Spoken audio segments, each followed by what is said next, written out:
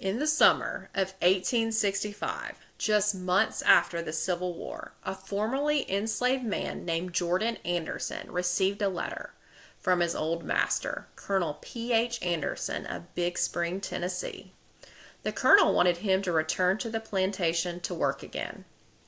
Jourdon's response would become a powerful first-hand testimony of a freedman navigating the new realities of the postbellum economy. The letter reads, "Sir, I got your letter, and I was glad to find that you had not forgotten Jourdon. I want to know particularly what the good chance is you propose to give me. This is not just a personal letter. It's an economic document, an account of labor, value, and dignity in a changing America. After emancipation, nearly 4 million formerly enslaved people entered the labor market. Jourdon Anderson's situation reflects a larger demographic shift. Black families moved from slavery to wage labor, and often in hostile conditions. Many were forced into sharecropping, which was a new form of economic dependency. But some, like Jourdon, saw an alternative.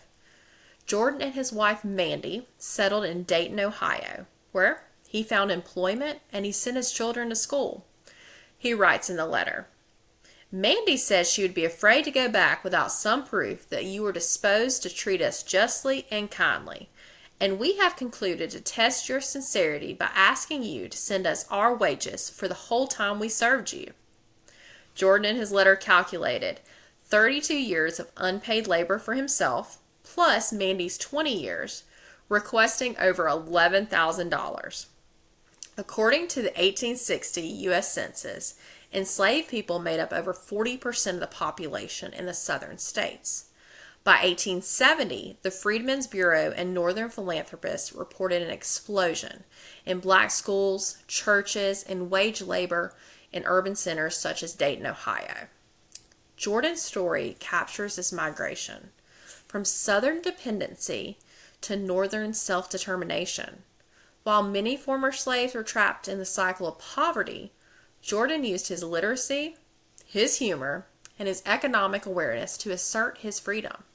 He writes, perhaps sarcastically, "If you fail to pay us for faithful labors in the past, we can have little faith in your promises of the future."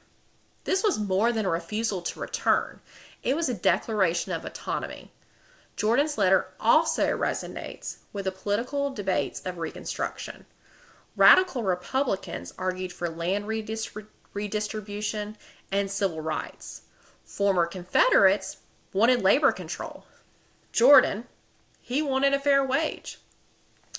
Jourdon Anderson's life reflects the promise and the peril of postbellum freedom. He represents the millions of Black Americans who saw emancipation not just as a moral victory, but an economic one. His letter concludes, "From your old servant, Jourdon Anderson. P.S. Say howdy to George Carter and thank him for taking the pistol from you when you were shooting at me."